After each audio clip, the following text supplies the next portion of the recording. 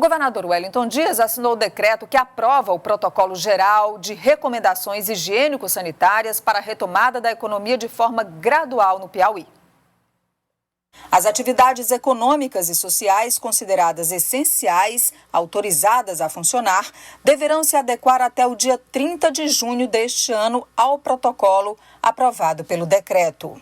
O protocolo traz recomendações ao empregador, proprietário ou gestor e diz que a empresa que tem até 19 funcionários deverá seguir este protocolo geral e o protocolo específico da sua área, devendo o responsável e ou proprietário realizar o treinamento da sua equipe e a efetivação do plano simplificado de contenção, prevenção, monitoramento e controle da transmissão da Covid-19. E deve ser preenchido no site ProPiauí, link para acesso propiauí.pi.gov.br. A empresa que possuir 20 ou mais trabalhadores deverá preencher o plano de contenção, prevenção, monitoramento e controle da transmissão da Covid-19 com medidas de controle de cunho administrativo ou estrutural.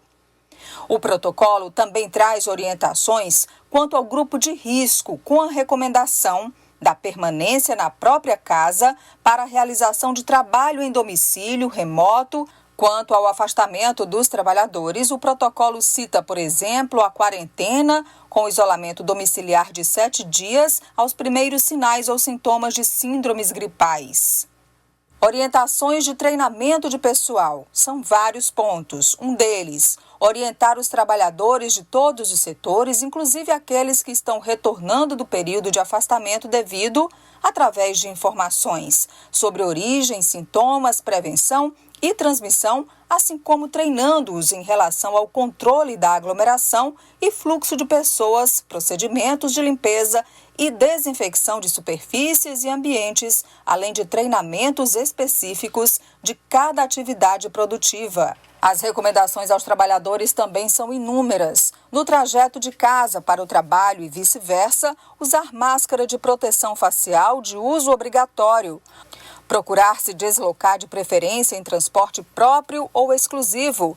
Evitar compartilhamento de carona, táxi ou carro por aplicativos com lotação máxima, 5 pessoas.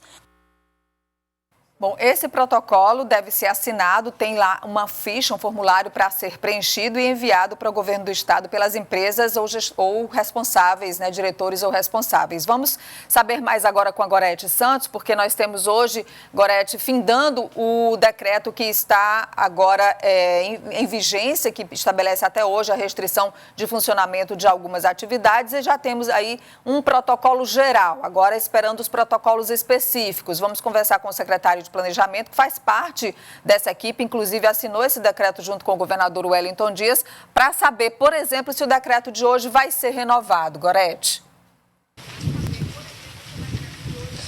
Nádia, há uma reunião às 10h30 da manhã de hoje exatamente para trazer definições quanto à manutenção do decreto que estabelece, né, o isolamento ou não.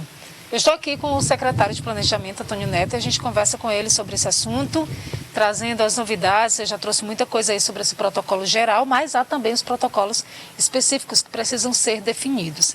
Nessa reunião de hoje, baseado nos resultados que a gente tem visto em relação à disseminação da Covid-19 nas últimas semanas, o governo deve manter esse decreto ainda de isolamento, secretário? Bom dia. Bom dia, Gorete. Bom dia, Nádia Rodrigues. Hoje, às 10h30, como é toda avaliação semanal do nosso plano de avaliação epidemiológica, agora às 10h30 o governador se reúne com o COI, que é o Comitê de Operações Especiais, formado por cientistas, por médicos, profissionais da área de saúde e da vigilância sanitária, para fazer uma avaliação dos indicadores, dos números da semana. A partir dessa avaliação técnica, científica, que o governador e a equipe vão definir se prorroga ou não o decreto que termina hoje, a vigência, ou se haverá suspensão do decreto com outras orientações. Então, em relação a essa questão, deveremos aguardar a definição agora às 10h30.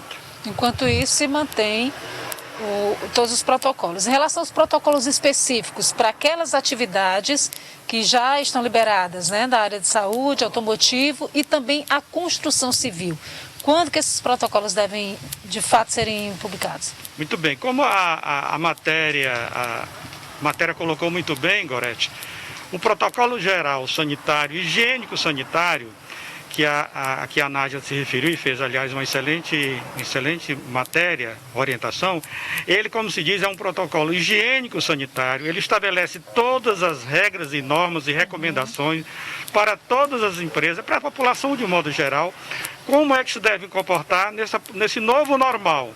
É um protocolo que ele tem orientações muito amplas. Ele recomenda, ele tem um caráter ocupacional, vamos dizer assim, de risco ocupacional, porque ele é destinado tanto aos empresários, aos trabalhadores, aos clientes e à população de um modo geral. Foi um protocolo construído a 3 mãos, construído pelo governo do estado, pelas prefeituras, com a participação das vigilâncias sanitárias municipais e da vigilância estadual. Esse protocolo, ele entrou em vigor com a publicação do decreto na quinta-feira e, portanto, ele diz respeito àquelas normas que devem ser seguidas tanto pelas atividades essenciais que já estão autorizadas, como por aquelas outras atividades não essenciais que começarão a ser autorizadas, que é o caso da construção civil, automotivo e setor médico, e outras que vierem a ser autorizadas. É um protocolo muito importante porque ele vai ajudar na contenção da propagação do vírus, ele ajuda na educação da população e ele prepara as pessoas para essa nova normalidade. Muito obrigada, então, secretário estadual do Planejamento, Antônio Neto, pelas informações prestadas aqui ao Notícia da Manhã. Nádia.